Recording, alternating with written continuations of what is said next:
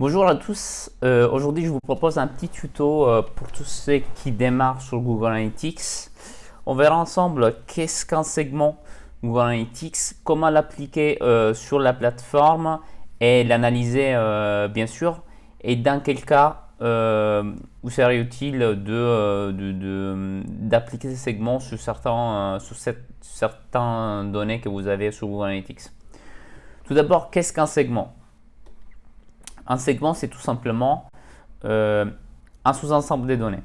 C'est un sous-ensemble des données que vous pouvez appliquer à n'importe quel type de ensemble des données Google Analytics. Comme je vous ai déjà présenté dans mes précédentes vidéos, vous pouvez naviguer sur Google Analytics et récupérer différentes informations concernant votre audience. Et bien sûr, vous pouvez appliquer dessus un segment. Et dans l'exemple à l'écran, vous pouvez voir que comme segment, je peux avoir un pays d'origine, les utilisateurs qui ont vu une page produit par exemple, ou tous ceux qui ont effectué une transaction. Et ça me permet d'analyser encore plus en profondeur mon audience et surtout un segment de mon audience.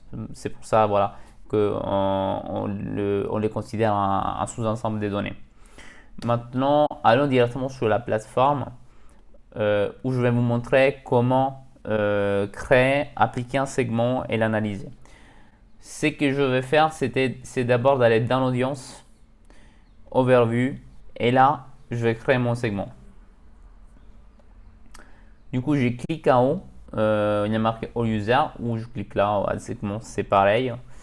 Là, j'ai un bouton rouge, nouveau segment, je clique dessus, et comme vous pouvez bien voir, vous avez sur la gauche plusieurs possibilités, ok? Vous avez la possibilité de créer votre segment par rapport à la partie démographique, par rapport à la technologie utilisée par l'utilisateur, c'est-à-dire quel type de navigateur il a, quel type de device il a utilisé pour visiter votre site, les modèles jusqu'au modèle du device, etc. Après, vous avez aussi des options concernant la durée de la session ou les nombres de sessions qu'il a effectuées, les nombres de transactions par l'utilisateur, la date de la première session. Vraiment, vous pouvez aller vraiment très en profondeur jusqu'à toutes les sources d'acquisition des trafics. Du coup, la campagne medium, source et keyword à partir du principe, partons du principe que si vous avez paramétré ça, vous pouvez l'utiliser, autrement vous n'aurez pas de données dedans. Et puis toute la partie bien sûr est un e-commerce et aussi des conditions avancées où vous pouvez utiliser l'ensemble des dimensions que je vous ai présenté là, des façons dans lesquelles vous pouvez effectivement filtrer pour inclure et exclure quelque chose, etc. Et c'est beaucoup plus simple de le faire dans les conditions avancées. Ou aussi une partie des séquences, si par exemple vous voulez quelqu'un qui a fait minimum une session, 10 sessions et après il a converti derrière, vous pouvez créer les différents steps. Dans cet exemple, je vais droit au but, c'est-à-dire je vais directement sur la création d'un segment pour des gens qui sont sur mobile. Du coup, je vais sur Device Category, je mets Contient, et là il y a un menu déroulant qui s'affiche, et vous pouvez sélectionner mobile. Du coup, vous aurez l'audience qui est utilisée à mobile pour effectuer des sessions sur votre site. Là, vous voyez, on est autour de 27% du total des utilisateurs. Une fois que vous avez fait ça, vous pouvez juste nommer vos segments. Vous appelez User Mobile Site, par exemple. Là, je sauvegarde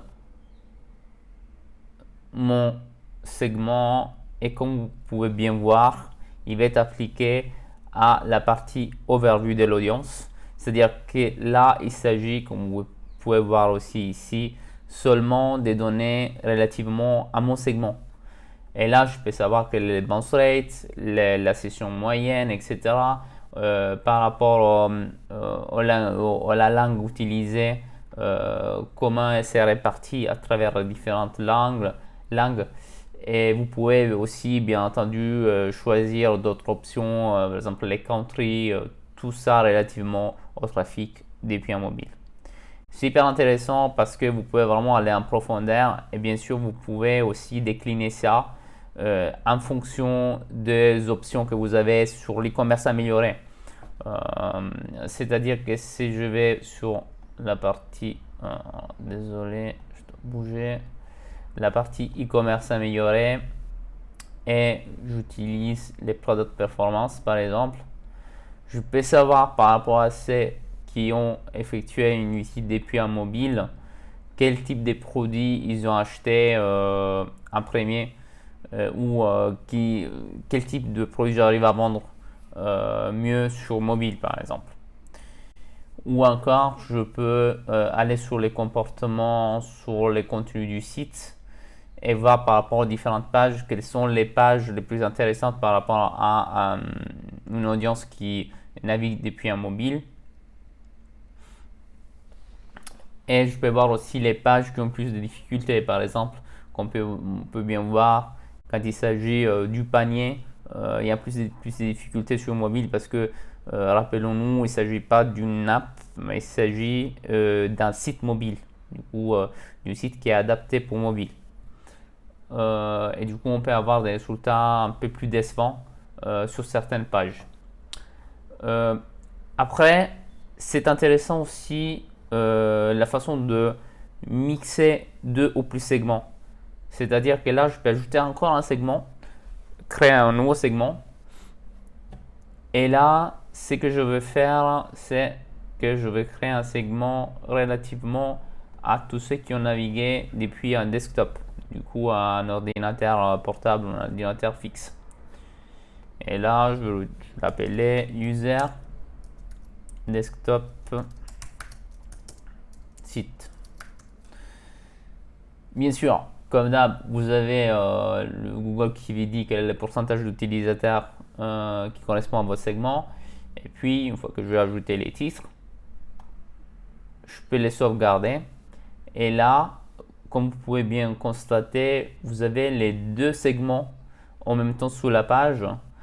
Et c'est là où vous pouvez vraiment commencer à se dire, ok, là, je vais savoir quel est le comportement sur les pages de tous les utilisateurs qui ont effectué une visite depuis un mobile et depuis un desktop. Comment je peux les comparer et qu'est-ce que je peux obtenir grâce à cette analyse? Mais dans ces cas-là, je peux savoir effectivement que les bounce rates étaient plus élevées sur mobile, ce qui est normal. Mais après, les temps passés sur la page est supérieur sur le desktop. Ça dépend. Et aussi les page value, c'est largement supérieur sur mobile. Ça me donne des indices pour savoir effectivement sur mobile, même si je dégrade un petit peu la qualité de la navigation, je dégage plus des valeurs. Du coup, il faudrait par exemple que je travaille certaines pages sur mobile, je travaille un peu plus sur les sites version mobile où je réfléchis au lancement d'une app, etc. Ça, c'est juste un des exemples pour vous montrer jusqu'à où vous pouvez aller. Maintenant, c'était tout pour aujourd'hui. Si vous êtes intéressé par ce genre de sujet, il y a un cours gratuit d'introduction à Digital Analysis et à Google Analytics, que j'ai mis dans le descriptif de cette vidéo. Je vous souhaite une bonne journée.